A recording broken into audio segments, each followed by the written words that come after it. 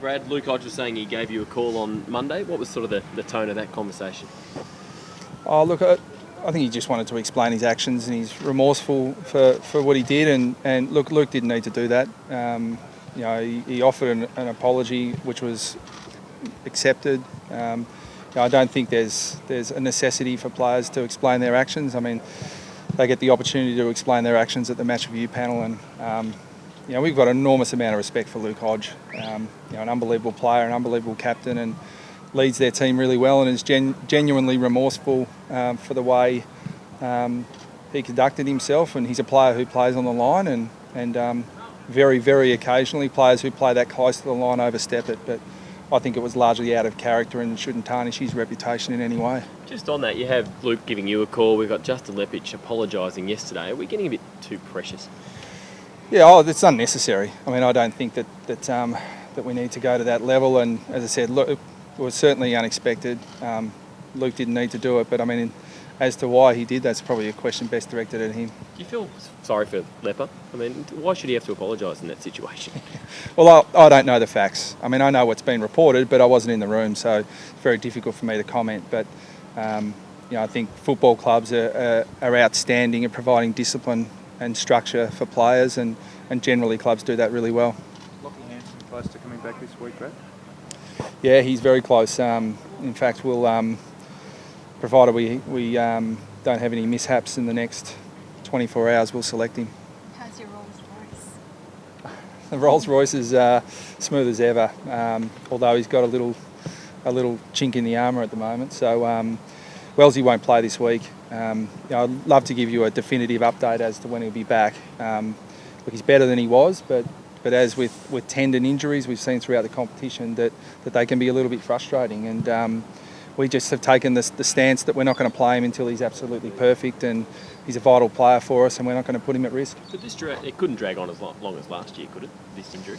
Oh, it's he had a foot injury last year. This is just some tendonitis, which is restricting his ability to function at the moment. So as with a lot of these types of injuries, they can drag on. But we think it's going to be something that's going to resolve fairly quickly, but we can't put a definitive time frame on it. Has he been able to train at all, Brad? Oh, he's doing a power of work in terms of his endurance and cross training. He's been able to do some significant work that we think he's going to come to hand really quickly once he's medically clear to play. But it does give him an opportunity to get his fitness up to the absolute elite level. Just going back to Saturday night, were you happy with how your players responded to the physicality from Hawthorn? People talk about flying the flag. Were you happy with the immediate response? Flying the flag's it's just crap, to be honest. What we're looking for is players to remain composed under pressure. We're looking for players to be able to control their emotions, and I thought our players did that reasonably well. Andrew Swallow really was disappointed with his reaction because there's flying the flag and there's giving away free kicks. So immediately after the Hodge incident, we gave away a free kick which resulted in a centre bounce goal. So we conceded the lead that we had at the time. We conceded the momentum because we were supposedly flying the flag. Push and shove is not tough. It's not brave. It's rubbish. What is tough and what is courageous is copping something that's a bit untoward, getting up, staying in control, and then attacking the next contest with ferocity. So don't get caught up in all that rubbish. How did Swallow feel? Yeah, he's fine. He's really good. He'll train fully today. And Jared Waite, how's he looking? Yeah, we're really confident. I mean, it was very, very minor. We had felt that if we had a 7 or 8 day break last week that Wadey probably would have played. So that suggests that he'll play this week, but he'll need to get through full training, and as with any other player, he'll need to be 100%. Do you think clubs target you physically? The week before Geelong were pretty physical as well. Do you think that's something you've noticed, or that was a bit of a one-off more on Saturday night? No, I don't think Hawthorn targeted us either. I thought Hawthorn responded as proud sides do when they concede a 7-goal-to-1 first quarter and lose the game the week before.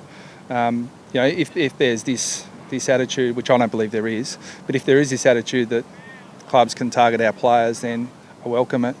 Bring it on. Luke McDonald, Brad, expecting him to be fit?